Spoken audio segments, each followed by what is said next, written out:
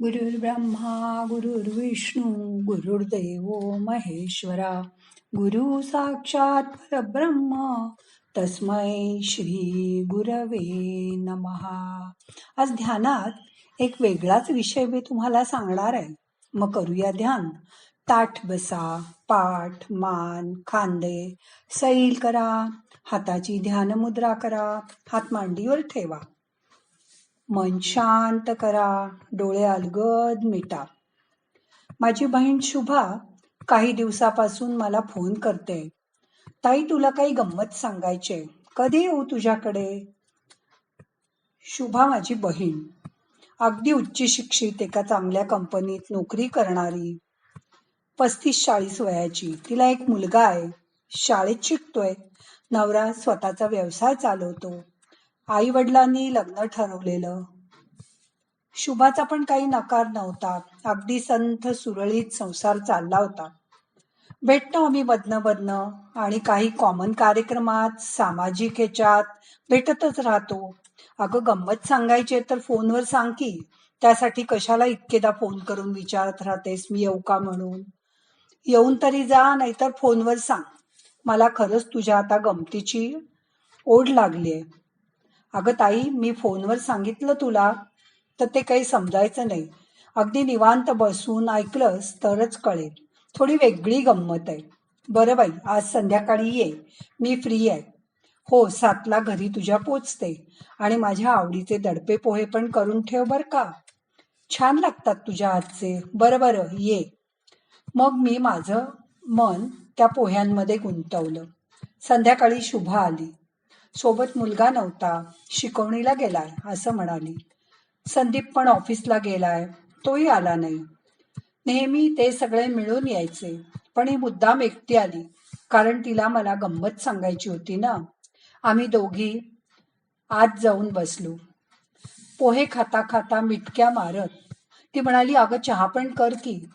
चहाचे घोट घेता घेता मला शुभाने सांगितलं की मला तुला आभासी जगाबद्दल सांगायचंय.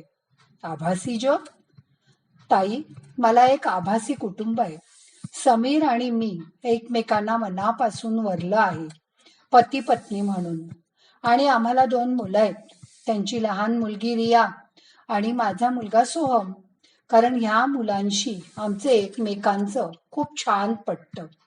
माझ्या हातातला चहाचा ग्लास तसाच हिंकळला. शुभा, अगं काय सांगतेस? कधी लग्न केलंस तू? आणि संदीपशी कधी घटस्फोट घेतलास? आणि त्यांनी कसा होकार दिला? गेल्या आठवड्यातच तर दिवाळीला आपण सगळे भेटलो, तेव्हा तर कुणालाच काही माहित नव्हतं. अगं ताई, थोडं दमानी घे, अशी गडबडून जाऊ नकोस. असं वास्तव्यात काहीही घडलेलं नाहीये. सगळं आभासी आहे, पण खरं आहे वास्तव्या इतकंच. थांब, मी तुला सगळं सविस्तर सांगते, मग कळेल. पुढे अर्धा तास मी तोंडाचा आ वासून आणि कान टवकारून तिचं बोलणं ऐकत होते. फेसबुकला हिची आणि समीरची ओळख झाली. आभासी जगात. अर्थातच हळूहळू दोघांच्या इनबॉक्समध्ये नियमित चर्चा होऊ लागल्या. एकमेकाच्या आवडीनिवडी जुळल्या. दोघांचेही सुखी संसार छान आणि परिपूर्ण होते. त्यात त्याला 2 मुली, मोठी अन्वी आणि धाकटी रिया, आणि हिला सोहम. सगळं व्यवस्थित असलं तरी मनाच्या कोपऱ्यात एक सुप्त पोकळी. कोणीतरी आपल्यावर भरभरून प्रेम करावं, आपल्या छंदाचं, आपल्या आवडीचं कौतुक करावं, खेळकर विनोद आणि लटकी जवळीक करावी. एकमेकाकडून कसल्या अपेक्षा ठेवायच्या नाहीत किंवा अपेक्षा करायच्या पण नाहीत.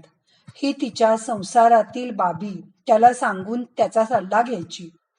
ही त्याच्या किरकोळ कौटुंबिक कुरबुरीवर तोडगा द्यायची. म्हणून खूपदा एकमेकांच्या जोडीदारावर आणि संबंधांवर सुद्धा संवाद आणि परिसंवाद व्हायचे त्यांचे.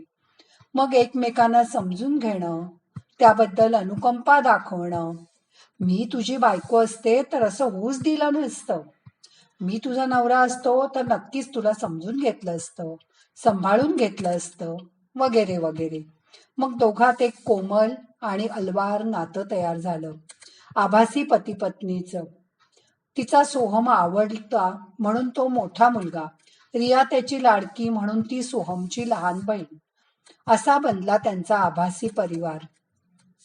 आभासी जग, आभासी नाती आणि आभासी परिवार सुद्धा.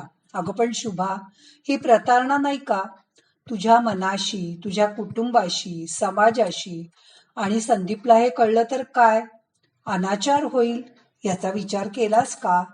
ताई, तुला खरं सांगू, या आभासी परिवारामुळे माझं मनोबल खूप वाढलं. आमचा वास्तविकातला संसार खूप छान चाललाय. माझं आणि संदीपचे संबंध पूर्वीपेक्षा पण आता सुधारलेत. कारण समीरमुळे त्याच्याशी कसं वागायचं याचं मला उत्तम मार्गदर्शन मिळतं. माझ्या मनातली पोकळी भरून आल्यामुळे मला आता परिपूर्ण वाटतं. पूर्वी संदीपबद्दल माझ्या खूप तक्रारी असायच्या. आम्हा दोघांचं काही ट्युनिंग जमायचं नाही. कारण आईबाबांच्या इच्छेप्रमाणे आम्ही दोघं निमूटपणे बोल्यावर चढलो होतो. पण आता मी त्याला समजून घ्यायचा प्रयत्न करते. कधी कधी आम्ही एकमेकांच्या मुलांशी पण बोलतो. त्यांच्या अभ्यासाबद्दल चौकशी करतो. आम्हा दोघांची एकमेकावर खूप नैतिक जबाबदारी आहे. सगळ्या गोष्टींवर आम्ही बोलतो. व्यवहारावर बोलतो, कला, संस्कृती, सिनेमा, संगीत, कुठलाही विषय आम्हाला वर्ज्य नाही. एक दोनदा आम्ही व्हिडिओ कॉलवर सुद्धा बोललोय. पण आम्ही कधी भेटावं अशी काही एकमेकाची अपेक्षा नाही बघ. दोघं एकमेकांना आवडणारे कपडे घालतो, पुस्तकं वाचतो, गाणी ऐकतो, त्यावर चर्चा करतो आणि व्हिडिओ कॉलवर एकमेकाला बघतो. जीवन अगदी पूर्ण झाल्यासारखं वाटतं बघ मला. माझी तंद्री तिने मोडली. ताई, आणखीन थोडे पोहे घाल, मस्त झालेत. खरं सांगू का, माझ्या आभासी परिवारात तू माझी बहीण नाही तर आईच आहेस.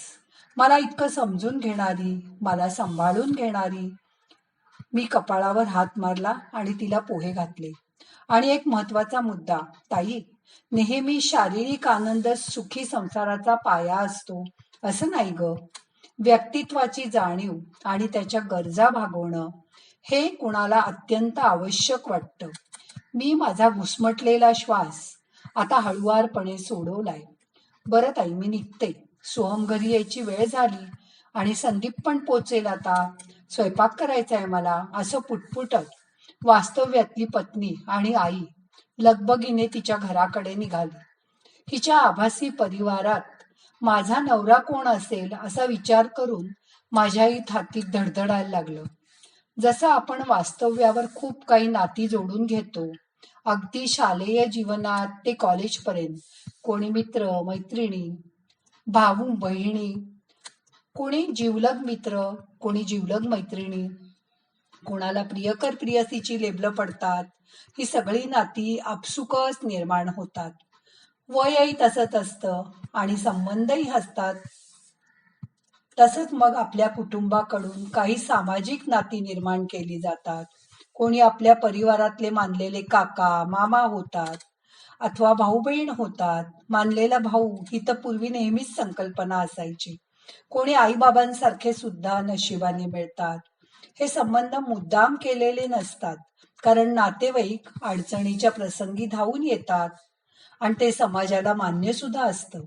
ह्याच्या पुढे आपली कौटुंबिक नाती असतात. काही फॅमिली डॉक्टर, हक्काचे शिक्षक, आवडतं हॉटेल, आवडती पर्यटन स्थळं, मंदिरं, नातलग, आजोळ, मामाचं घर, मित्रमैत्रिणी, असे खूप संबंध आणि खूप नाती असतात. पण आता हा नवीनच आभासी परिवार. बरं झालं, या आभासी परिवाराच्या अशा काही जबाबदाऱ्या नसतात किंवा अपेक्षाही नसतात.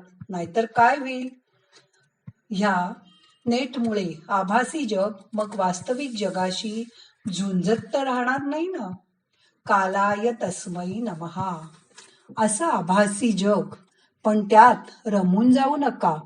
ते खरं नाही हे मनाला पटवून द्या. 2 मिनिटं शांत बसा.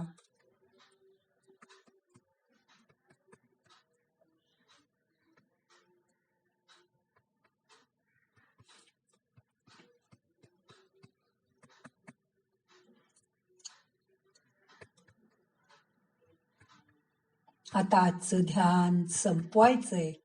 प्रार्थना म्हणूया. नाहम करता हरि करता, हरि करता हि केवलम. ओम शांती शांती शांती.